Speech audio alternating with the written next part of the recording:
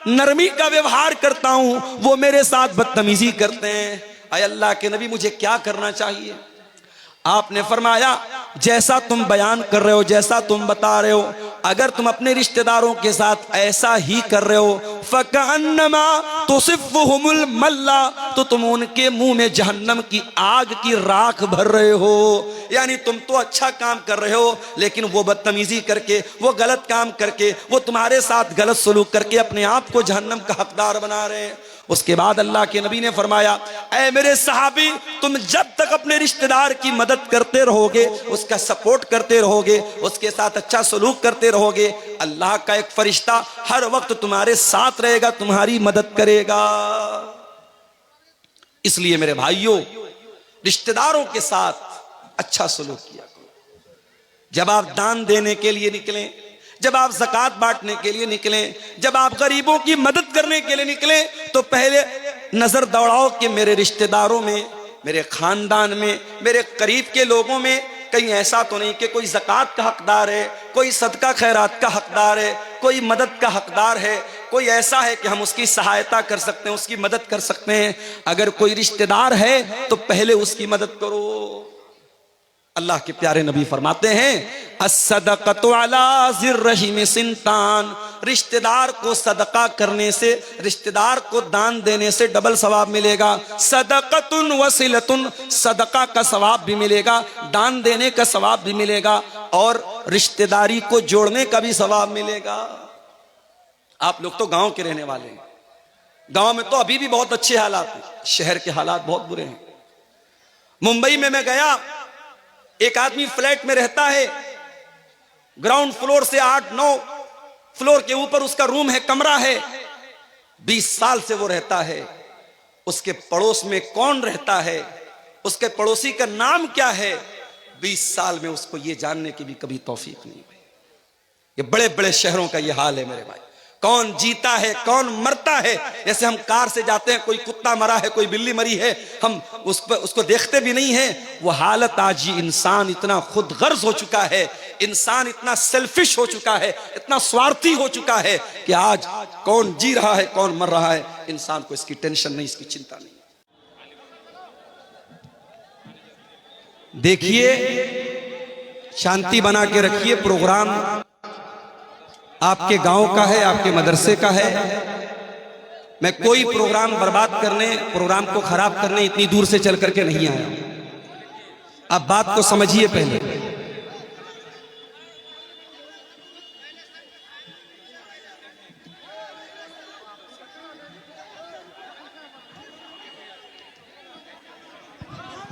ए हट्टगोल करছো কেন তোমরা? হট্টগোল করিও না, তোমরা বসো। আরে জালসাটাকে দিনই জালসা, আর তোমরা এটাকে একটা মানে তামাশা বানিয়ে দিয়েছো, কেমন কথা এটা? বসো, সব বসো। এটা যা হওয়ার হয়ে গিয়েছে, তোমরা বসে যাও। সামনের দিকে তোমরা দাঁড়িয়ে কিনা আছো ভাই? আপনারা একটু, আপনারাকে আমি দয়া করে বলছি, আপনারা বসে যান, বসে যান আপনারা। सरपंच साहेब আপনি একটু মানে শান্তি হয়ে যান, শান্তি হন। सरपंच সাহেব আপনি শান্তি হন। আরে মাদ্রাসার জালসাটা খারাপ হয়ে যাবে, আপনারা শান্তি হয়ে যান।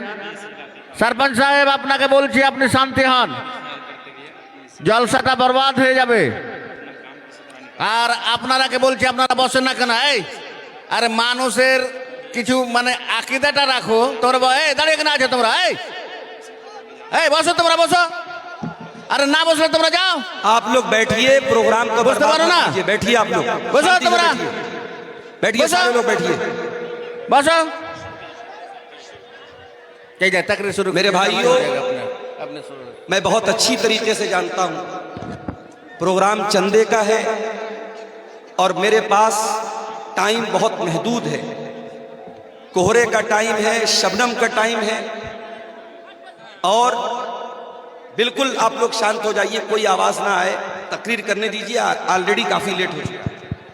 यार परे मुकर्रिर আছে মৌলানা হুসেন সলফি সাহেব আছে, বাংলা মুকর্রির, পূর্ণিয়া থেকে আছে, খুব ভালো মুকর্রির আছে। কারণ শেখের টাইমের ওরকমই হয়ে গেছে, এখন চলে এসে মজবুরে। তো এটা আর বেইজ্জতি করিয়েন না আপনারা, ইতমিনানে বসে যান, মাহলটাও ঠান্ডা করেন। আর যা করবেন আরো বদনামি হবে। मेरे भाइयों, কমিটিকে বলছি এই লোকটিকে হয় মানে এখান থেকে মাঠ থেকে খালি করে দাও, না হলে বসতে বলো। এই লোকটি তোমরা এই ডান দিকে যারা দাঁড়িয়ে আছো হয় তোমরা বসে যাও। এই মোবাইলওয়ালা बैठो, এই ইউটিউবার বসো বসো, এখন বসে যাও, তোমরা বসে যাও, বসো। আরে ওরাকে টাইনা ফেলে দাও না, টাইনা ফেলো ওরাকে। जी जी जी ওরাকে হটাও, হটাও ওরাকে হটাও। भाइयों, शेरशाहबादी कौम पूरी दुनिया में अपनी मेहमान नवाजी और अपनी नरमी के लिए जानी जाती है। और मैं 2009 से आपके बीच में आ रहा हूं। मैं यूपी बनारस का रहने वाला हूं। आपने मेहमान के तौर पर बुलाया है, मेहमान की इज्जत का ख्याल रखिए। मुझे आपका प्रोग्राम बर्बाद नहीं करना है, मेरी मजबूरी है, सुबह मुझे बनारस क्लास ज्वाइन करना है। मैं जान पर रिस्क लेकर के यहां से पटना जा रहा हूं, 400 किलोमीटर का सफर है। आपने मुझे 10:30 बजे टाइम दिया, 12 बजे स्टेज छोड़ने को बोला। 12 बजे मैं यहां से निकलूंगा, मैं कभी पटना ट्रेन नहीं पकड़ सकता, सुबह क्लास नहीं मिल सकती, ये मेरी मजबूरी थी। और मैं लास्ट में 10 मिनट इंशाअल्लाह चंदा भी करूंगा। और हमारे जो भाई इस मदरसे का ताउन करने के लिए आए हैं, मैं उनसे अपील करूंगा। मुसाफिर आदमी हूं, लंबा सफर करके आया हूं, इंशाअल्लाह आपके हाथ में दुआ करूंगा। आप यहां आके दान दीजिएगा, चंदा दीजिएगा। मेरे हाथ पर जो भी आप 1000, 2000, 5000 चंदा हो सकेगा। आपके मदरसे से मुझे भी मोहब्बत है। मैं बिल्कुल नहीं चाहता कि आपके मदरसे का ये चंदा बर्बाद हो या मदरसे का जलसा बर्बाद हो। इस बात को आप अच्छी तरीके से समझिए। मेरी मजबूरी न होती मैं स्टेज पर ना आता। मेरे भाइयों, हम और आप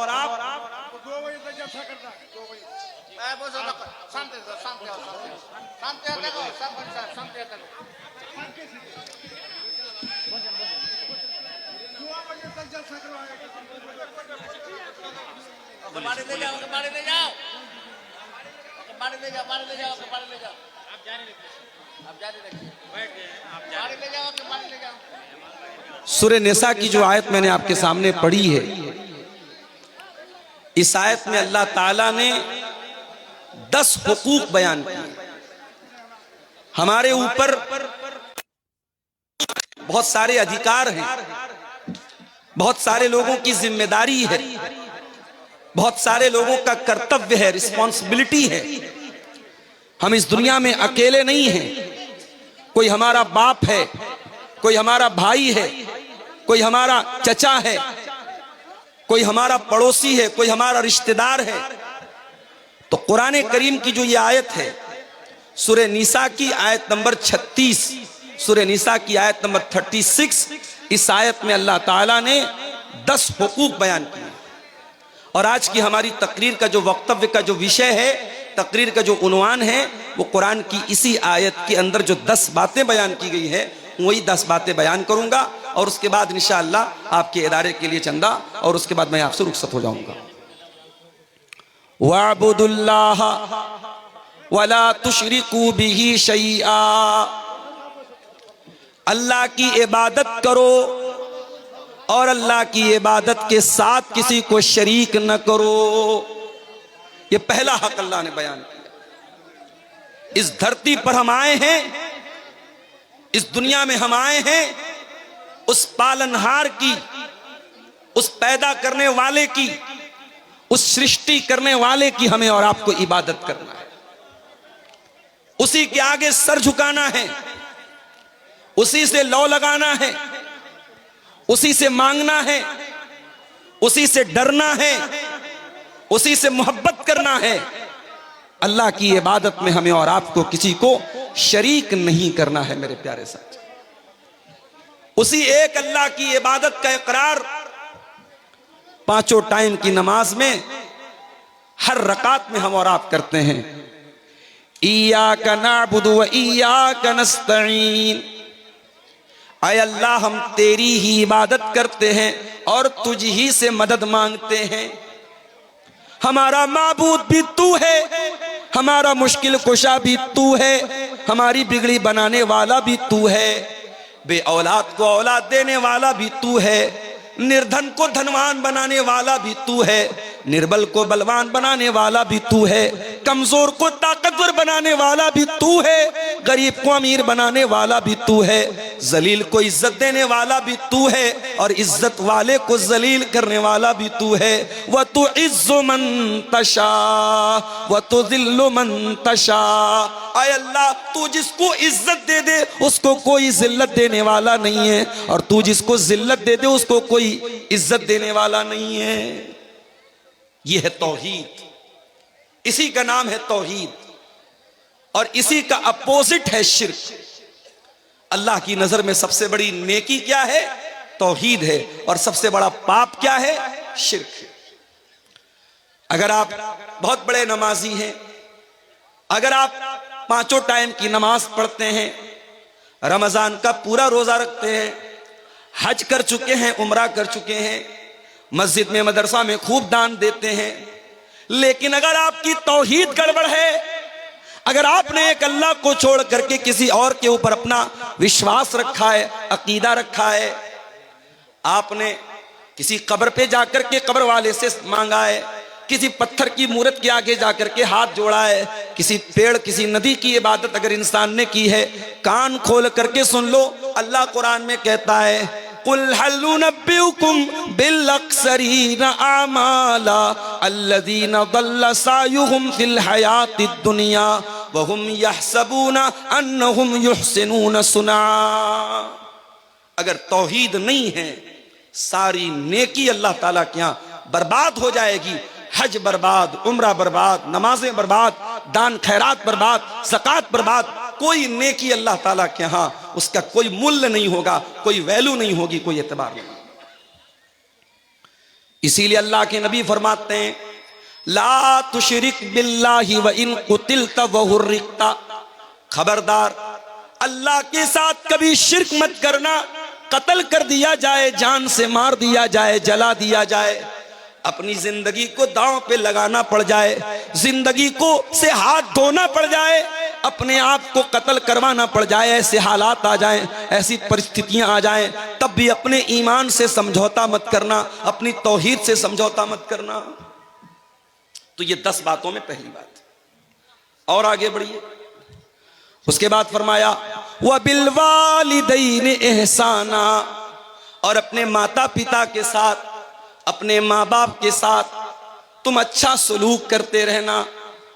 इस माँ ने 9 महीने तुमको पेट में रखा और अपनी जान पर खेल करके तुझको जन्म दिया और 2 साल तक तुझको अपना दूध पिलाया। इस बाप ने उंगली पकड़ करके तुझको चलना सिखाया। तेरे आराम के लिए गर्मी, जाड़ा और बरसात के हर मौसम में अपने आप को खटाता रहा, तपाता रहा। तेरे सर पे छत बनी रहे, तू तरक्की करे, तुझे इज्जत मिले, तुझे नाम मिले। तेरे बाप ने क्या क्या तकलीफें सही तू नहीं जानता। अपने माता पिता का सम्मान करो, आदर करो, अपने माँ बाप की इज्जत करो, उनके साथ हमेशा अच्छा सलूक। और अगर तुम्हारे माँ बाप बूढ़े हो जाएं, तुम्हारे पास जवानी है और तुम्हारे माँ बाप तुमको बुढ़ापे में मिले, खबरदार कोई ऐसा काम न करना, कोई ऐसी हरकत न करना कि बूढ़े माँ बाप की आंखों में आंसू आ जाए। फरमाया इम्मा यबलुगन्न इंदकल किबरा अहदुहुमा औ किलाहुमा फला तकुल लहुमा उफ्फिन वला तनहरहुमा वकुल लहुमा कौलन करीमा। अच्छा, আপনারা কি এইভাবে দাঁড়িয়ে থাকবেন? লোকজনকে কষ্ট দিয়ে আপনারা খুব নেকি কামাতে এসছেন নাকি? এদিকে যতটি লোক আছে, লোকগুলা যদি না বসে তো ভলেন্টিয়ারদেরকে বলছি, তোমরা এরাকে টেনে ফেলে দাও, বাহির করো, রেখে বাহির করো, রেখে এখান থেকে। আর তোমরা কেন দাঁড়িয়ে আছো?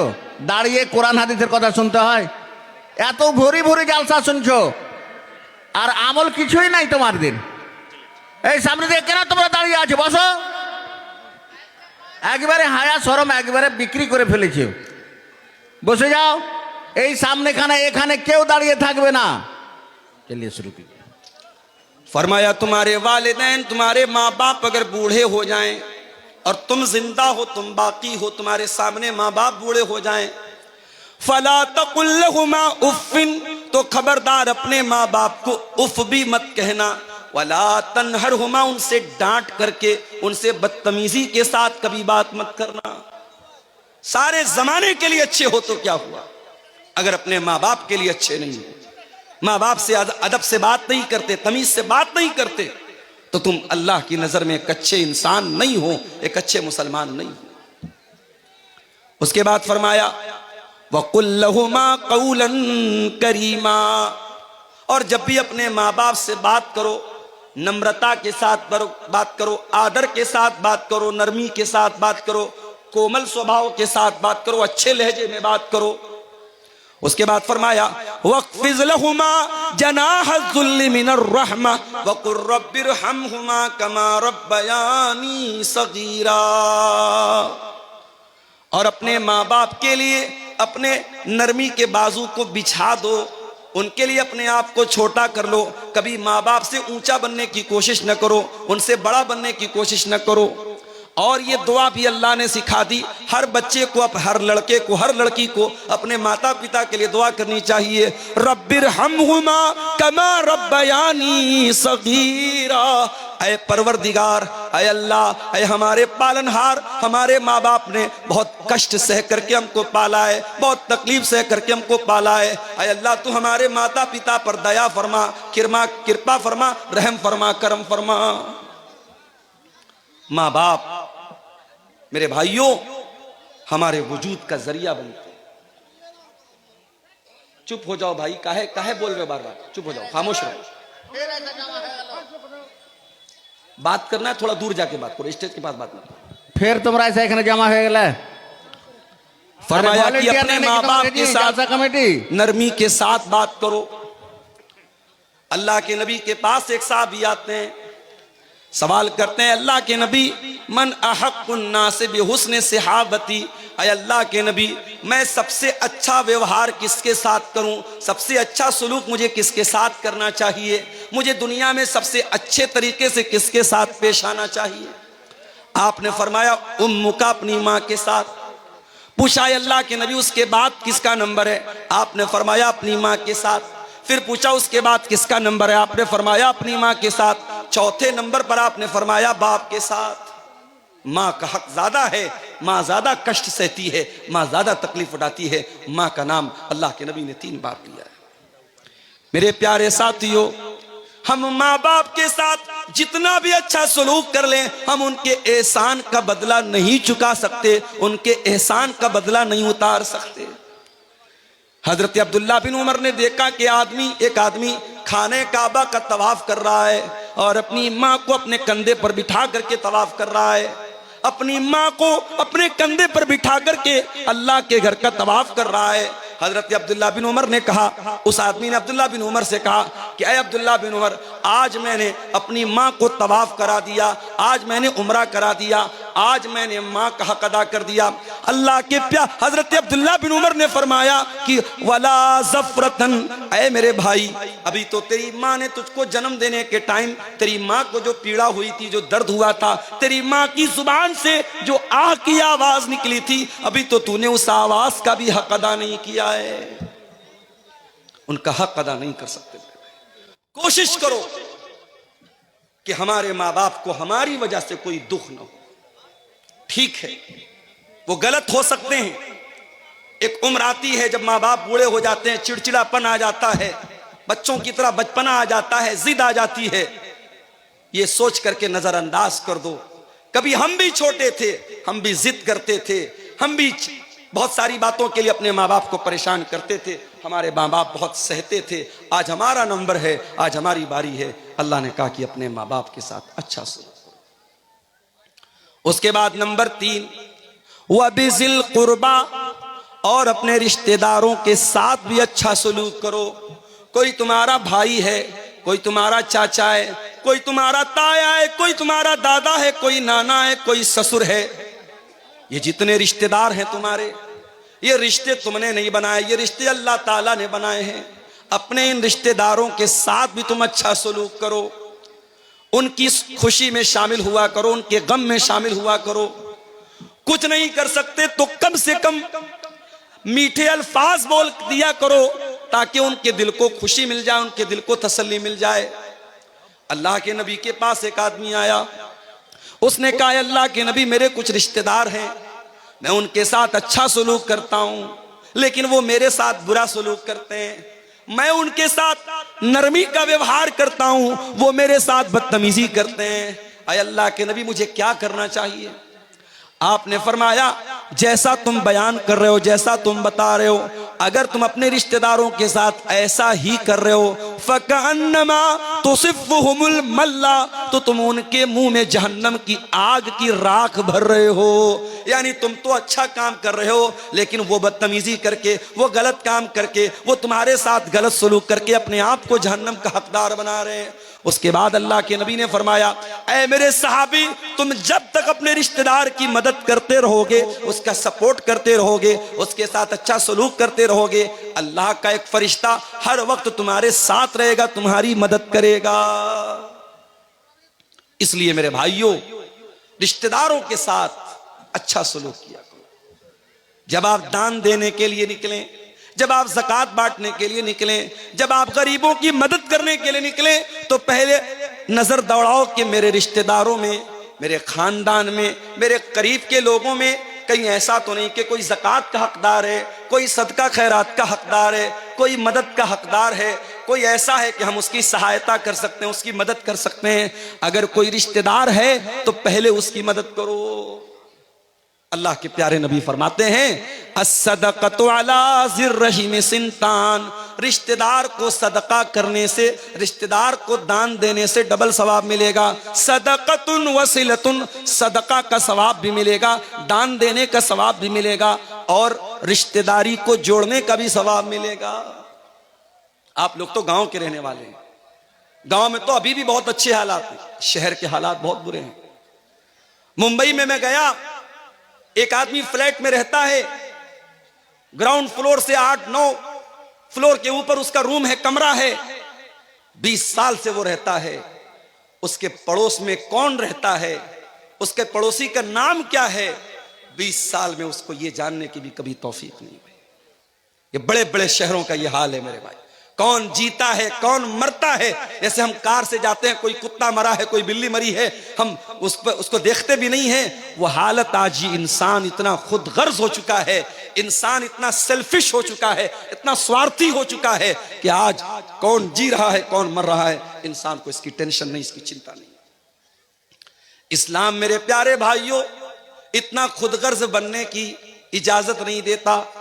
इस्लाम ये कहता है तुम दुनिया में अकेले तो नहीं आए हो, एक परिवार के सदस्य बनकर के आए हो, एक फैमिली के मेंबर बनकर के आए हो। जब दुनिया में आंखें खोलते हो, कोई तुम्हारा दादा है, कोई तुम्हारा चाचा है, कोई तुम्हारा ताया है, कोई माँ है, कोई बाप है। इन रिश्तों के बीच में तुम आए हो, इन रिश्तों की कदर किया करो, इन रिश्तेदारों के साथ हमेशा रिश्ता जोड़ा करो।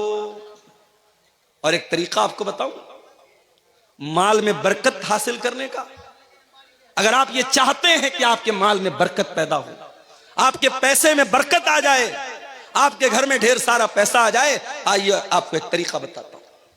अल्लाह के प्यारे नबी फरमाते हैं तअल्लमू मिन अंसाबिकुम मा तसिलून बिही अरहामकुम।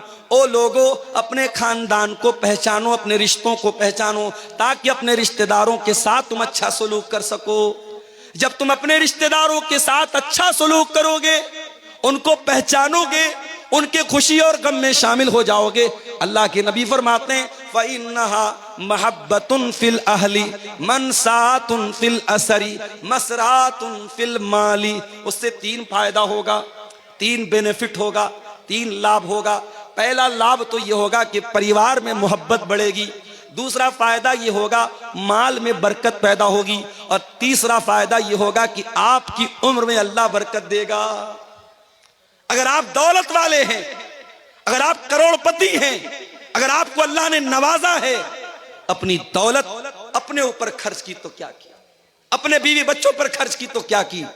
दौलत का सही इस्तेमाल तो यह है अपने बाल बच्चों की जरूरत पूरी करने के बाद, अपनी जरूरत पूरी करने के बाद हम ये देखें हमारे रिश्तेदारों में कौन है, जो हमारी मदद का हकदार है, और आगे बढ़ करके किसी गरीब की लड़की की शादी करा दें, किसी का घर टूट रहा है उसका टूटा हुआ घर बना दें, किसी की मदद कर दें। मेरे प्यारे साथियों, ये तीसरा हक है जो अल्लाह ताला ने इस आयत में बयान किया, वह बिजिल कुर्बा, अपने रिश्तेदारों के साथ भी तुम अच्छा सलूक करो। उसके बाद फरमाया वह बिल वालिदैने सानम व बिजिल कुर्बा वल यतामा, और यतीम के साथ तुम अच्छा सलूक करो। यतीम किसको बोलते हैं? अनाथ, जिसके बाप का इंतकाल हो गया। दुनिया में इंसान बाप की कदर नहीं करता, लेकिन जब बाप मरता है तब इंसान को महसूस होता है कितनी बड़ी दीवार होता है बाप। जिस बच्चे का बाप इंतकाल कर जाए, जो बच्चा यतीम हो जाए, अनाथ हो जाए। आज मदरसों में देखो अनाथ बच्चे पढ़ते हैं। जिन बच्चों के बाप जिंदा हैं वो घर से फोन करते हैं, बच्चों की हाल चाल लेते हैं, बच्चों को पैसा भेजते हैं, कभी कभार मिलने के लिए आते हैं, बच्चों को टॉफी देते हैं, सामान दे देते हैं। सोचो उन्हीं बच्चों में जो बच्चा अनाथ है, जो बच्चा यतीम है, वो बेचारा अपने आप को कितना बेबस महसूस करता है। सारे लोगों को प्यार करने के लिए उनका बाप मौजूद है, मेरा कोई बाप नहीं है, मेरे बाप दुनिया में नहीं है। इसलिए अल्लाह ताला यतीम के साथ, अनाथ के साथ अच्छा सलूक करने का हुक्म देता है। फरमाया वल यतामा, और अपने यतीमों के साथ तुम अच्छा सलूक करो। और माशाअल्लाह देखिए, बच्चा लाया है चांदी का कोई सामान, कौन दिया बेटा? अम्मी दी। चलिए, अल्लाह ताला जिसने भी इस बच्चे को के जरिए भेजा है, अल्लाह उसके चंदे को कबूल फरमाए और उसके हक में सदका जारिया बनाए। मेरे भाइयों, वल यतामा, यतीम के साथ अच्छा सलूक करो। मैं आपको क्लियर बता दूं, तकरीर के आखिरी 10 मिनट इंशाअल्लाह मैं चंदा भी करूंगा। 2000 रुपया है, किसके नाम से? रफीक आलम साहब ने ये 2000 रुपया दिया है, अल्लाह इनके चंदे को कबूल फरमाए। मेरे भाइयों, यतीम अगर कोई बच्चा है, हो सके तो उसके सर पे हाथ फेर दो। ये दिल का जो दिल की कठोरता है, दिल की नरमी, दिल की सख्ती को अगर नरमी में चेंज करना है तो यतीम के साथ अच्छा सलूक करो। एक सहाबी अल्लाह के नबी के पास आए, कहा अल्लाह के नबी, मुझे अपना दिल बहुत कठोर महसूस होता है, दिल बहुत सख्त महसूस होता है।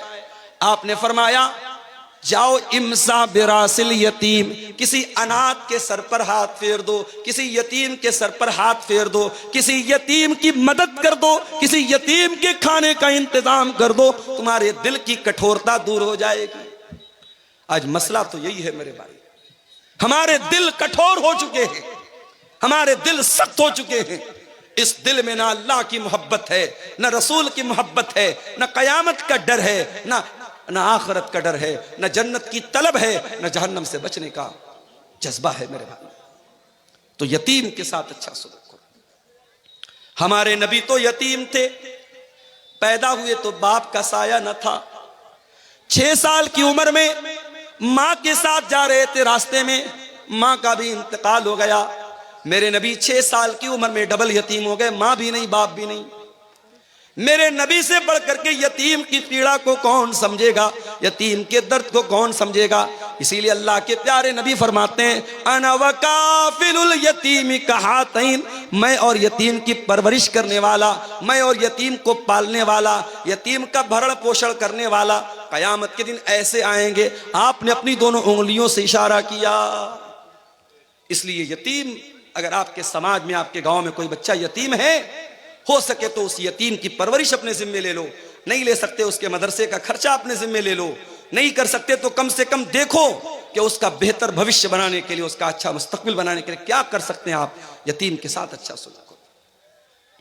उसके बाद फरमाया वल जारि ज़िल कुर्बा, और अगर तुम्हारा कोई ऐसा पड़ोसी है जो पड़ोसी भी है और रिश्तेदार भी है, पड़ोसी भी है और चाचा भी है, पड़ोसी भी और ताया भी है, पड़ोसी भी है और चचेरा भाई भी है, अगर तुम्हारा पड़ोसी तुम्हारा रिश्तेदार है तो उसके साथ भी तुम अच्छा सलूक करो।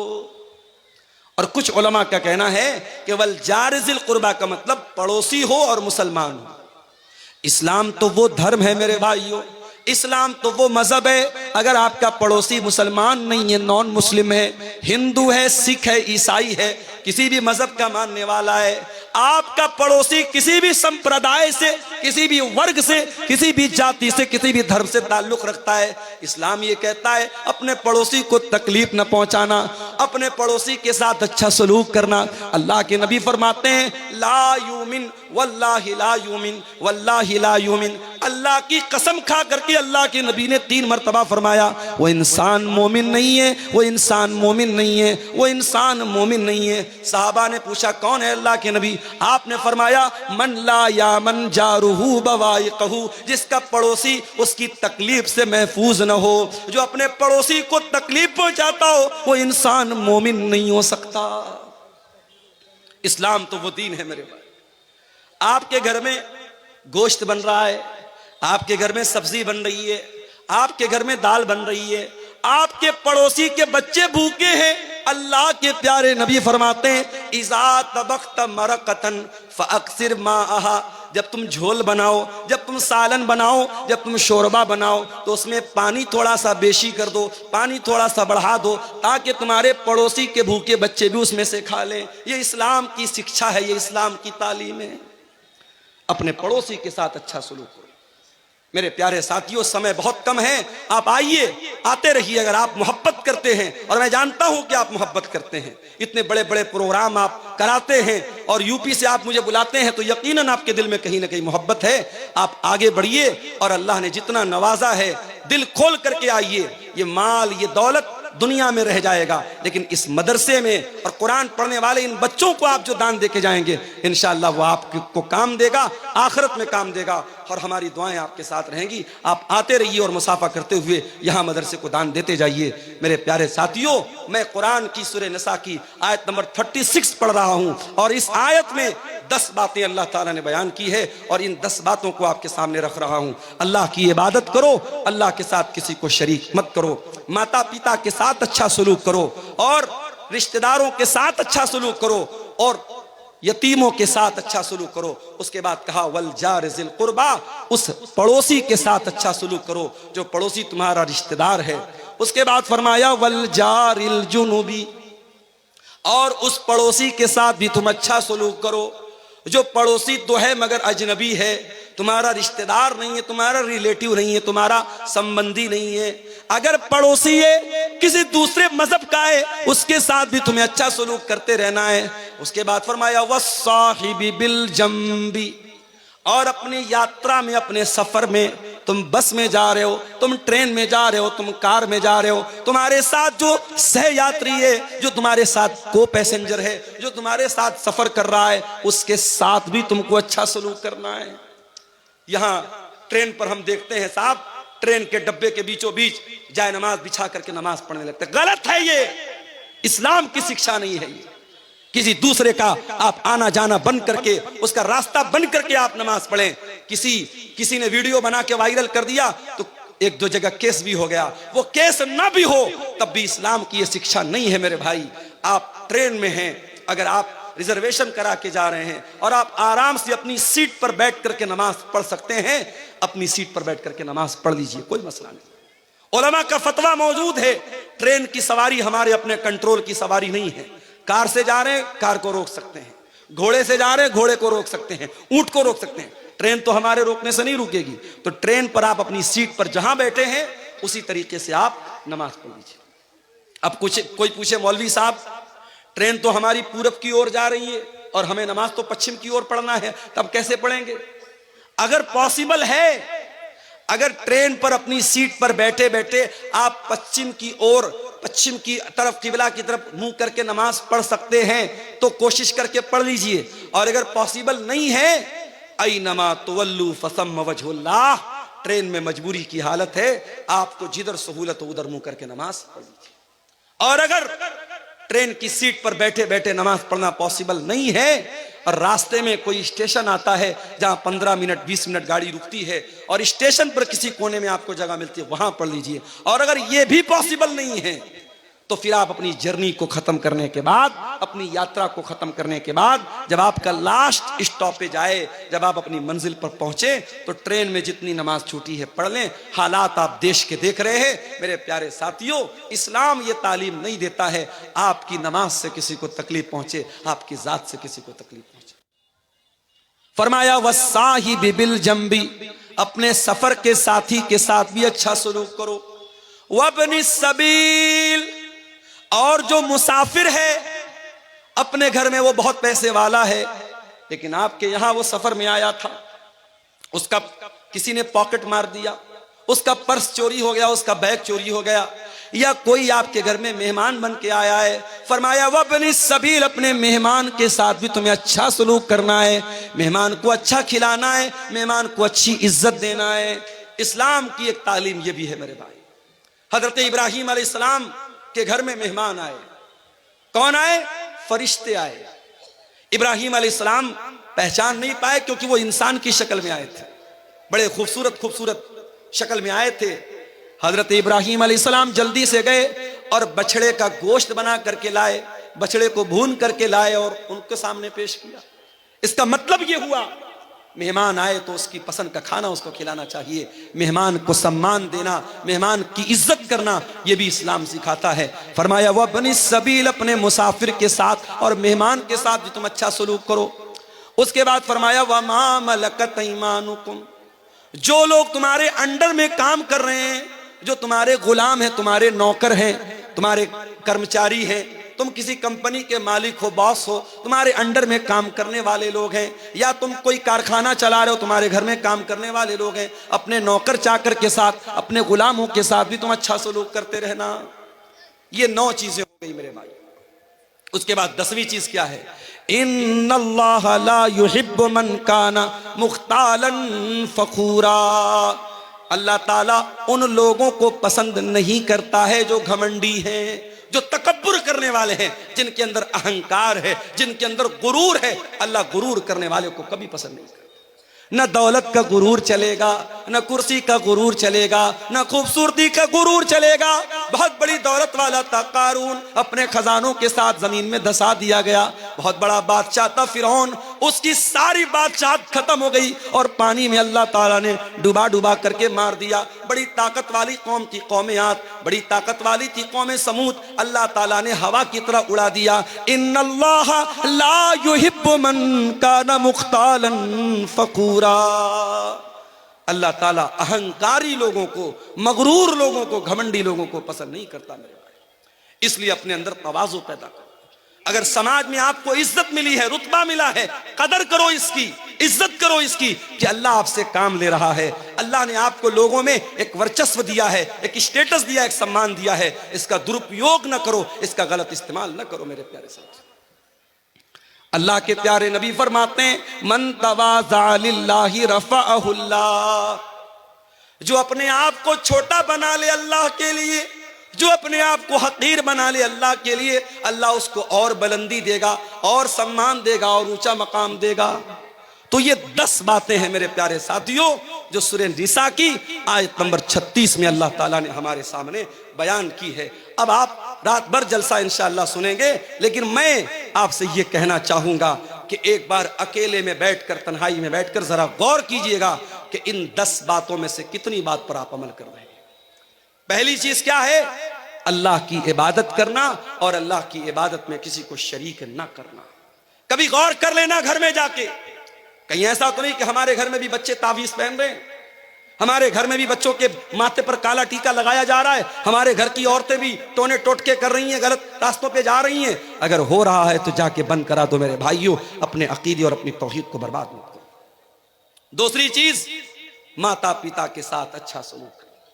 अगर आपके घर में आपके माँ बाप तकलीफ में हैं, आप इस आयत पर अमल नहीं कर रहे हैं, आप जाइए माँ से माफी मांगिए, बाप से माफी मांगिए, और यकीन रखिए जब तक माँ जिंदा है माफी मांग सकते हो, बाप जिंदा है माफी मांग सकते हो। माँ चली गई, बाप चला गया, पछताओगे कि काश मैंने माफी मांग ली होती, काश मैंने अच्छा सलूक किया होता। आज इंसान 4 पैसे कमाता है, माँ की दवा के पैसे उसके पास नहीं है, बाप के इलाज के पैसे उसके पास नहीं। अरे ऐसी दौलत इकट्ठा करके क्या करेगा? कि तेरी माँ इलाज के अभाव से मर जाए, तेरा बाप छोटी छोटी चीजों के लिए दूसरों का मोहताज बन जाए। अपने माँ बाप के साथ अच्छा सलूक करो मेरे भाई, रिश्तेदारों के साथ अच्छा सलूक करो, यतीमों के साथ अच्छा सलूक करो, पड़ोसियों के साथ अच्छा सलूक करो। दूर के पड़ोसी हैं या कोई गैर मुस्लिम पड़ोसी है, नॉन मुस्लिम पड़ोसी है, उसके साथ भी आपको अच्छा सलूक करना है। सफर का साथी है, उसके साथ भी आपको अच्छा सलूक करना है। मुसाफिर है, मेहमान है, उसका भी आपको सम्मान करना है। और आपका नौकर चाकर गुलाम लौंडी, उस जमाने में गुलाम लौंडी होते थे, आज के जमाने में नौकर चाकर हैं, इनके साथ भी अच्छा सलूक करना है। और 10वीं चीज ये है, अपने आप को अहंकार और गुरूर से बचाना है। मेरे भाइयों, अब आप आइए, मैं चंदे का काम शुरू कर रहा हूं, आप आते जाइए। और जो अल्लाह ताला ने आपको नवाजा है, मैं जानता हूं आप जलसे में आते हैं, तैयारी के साथ आते हैं और दान देने के लिए आते हैं। मेरे हाथ पे आप मुसाफा करते हुए, जो भी आप इस इदारे के लिए, ये बच्चे कुरान का हिफ्ज कर रहे हैं यहाँ, और अल्लाह के नबी की हदीस है, खैरुकुम मन तअल्लमल कुरान व अल्लमहु, तुम में सबसे बेहतरीन इंसान वो है जो कुरान को सीखता है, सिखाता है। मेरे अजीजों, ये हिफ्ज कुरान का मदरसा है। और आप, मैंने देखा कई लोगों ने कुरान भी यहाँ पे मदरसे के बच्चों के लिए दिया है। आप कुरान भी दे सकते हैं, आप रकम भी दे सकते हैं। इन बच्चों के साल भर के तालीम पर और इनके खान पान पर जो खर्च आएगा, उसमें भी आप ताउन कर सकते हैं। आप आगे बढ़िए और इस मदरसे का ताउन मेरे हाथ पे आप करते हुए जाइए। मैं दोनों तरफ से, मैं मेरे भाइयों मजबूरी समझ रहा हूँ, मेरी भी मजबूरी है, जलसे वालों की भी मजबूरी है। हम जानते हैं जलसा चंदे के लिए होता है, इदारे के लिए होता है। कोई भी जलसे वाला ये नहीं चाहेगा इतना बड़ा जलसा और इतना बड़ा पिंडाल लगाने के बाद जो उसका एक टारगेट है जलसे का और मदरसे को जो एक रकम चाहिए, अगर वो रकम ना हो तो ये मकसद फेल हो सकता है। ये हमारे किसी भाई ने 500 रुपया दिया है। आइए, आगे बढ़िए, मत बैठे रहिए, उठ करके आइए। मेरे हाथ पे जो भी आप 1000 2000 दे सकते हैं, दे करके आइए। हमारे बाद मौलाना हुसैन अहमद सलफी साहब अररिया के, बहुत बेहतरीन मिष्टी जुबान उनकी है, मिष्टी भाषा है, मंगला जुबान के अच्छे मुकर्रिर हैं। ये हमारे किसी भाई ने 100 रुपया दिया है। मेरे भाई, मुसाफिर की दुआ है और एक आलिम की दुआ, खतीब की दुआ है। इंशाअल्लाह अल्लाह ताला इस चंदे को कबूल करेगा और आपको अल्लाह ताला आपके दान के बदले इसको आपके लिए सदक़े जारिया बनाएगा। आगे बढ़िए। हाँ, ठीक है। धान हो, मकई हो, वो भी लिखा सकता है। ये कमेटी के लोग गमछा लेके भी घूम रहे हैं, उनको आप यहां तक आ नहीं सकते। अगर आप अपनी जगह बैठे रहना चाहते हैं, देखिए जो भी 100 200 1000 जो भी आप दे सकते हैं, चंदा दीजिए। ये मदरसा के चंदे ही का जलसा है, आपको बताने की जरूरत नहीं है। आइए, आगे बढ़िए, इंशाअल्लाह ये चंदा, ये दान आपके काम आएगा। आइए मेरे भाइयों, आगे बढ़िए। माँ बहनों से भी गुजारिश करूंगा कि आप भी, आपके अंदर भी बहुत जज्बा होता है, अल्लाह आपको भी बहुत जज्बा देता है। अपने सोने के ज़ेवरात उतारिए और भेजिए यहाँ पे, ये मौका बार बार नहीं मिलता है।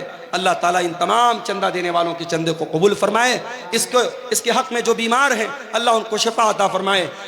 और जो लोग भी दे रहे हैं ये चंदा, अल्लाह उनकी रोजी रोटी में बरकत अता फरमाए। मेरे भाइयों, हमारे पास वक्त बहुत कम है, 5-10 मिनट का टाइम हमारे पास और है। आप आइए, आगे बढ़िए और इदारे का ताउन करते हुए जाइए। अल्लाह ताला ये 500 रुपया एक और भाई ने दिया है, अल्लाह ताला इनके चंदे को कबूल फरमाए। देखिए, मैं आम तौर से चंदा नहीं करता हूं, लेकिन आपकी मोहब्बत में और आपके इदारे की मोहब्बत में मैं ये चंदा कर रहा हूं। आप आगे बढ़िए और मेरे हाथ में आप जो भी दे सकते हैं दे करके जाइए, ताकि जलसे की जो असल मकसद और उद्देश्य है वो पूरा हो जाए। मदरसे की उन्नति, मदरसे की तरक्की, इसके लिए हम আসুন আপনারা একটু দানের দিকে হাত বাড়ান। इधर रास्ता छोड़ दो जो आना चाहे। এখনো দুজন বক্তা আছেন, আসুন আপনারা। आइए, आगे बढ़िए। মৌলানা কোনোদিন দান নেন না, কিন্তু আজকে আপনাদের কাছ থেকে যখন চেয়েছেন, তো আপনারা দিল খুলে ওনার হাতে দান করুন। आसन आसन आसन आसन दान दिन। आइए, माशाअल्लाह, अल्लाह ताला कबूल फरमाए। এই প্রজেক্ট এ वाला अल्लाह मगफरत এই यूट्यूबर सब हटाओ, उनका हटाओ, लोगों को आने दो। माशाअल्लाह। देखिए, मैं रास्ता खाली करो, रास्ता खाली करो। मैं कबूल कर रहा हूं। आप आइए, अपनी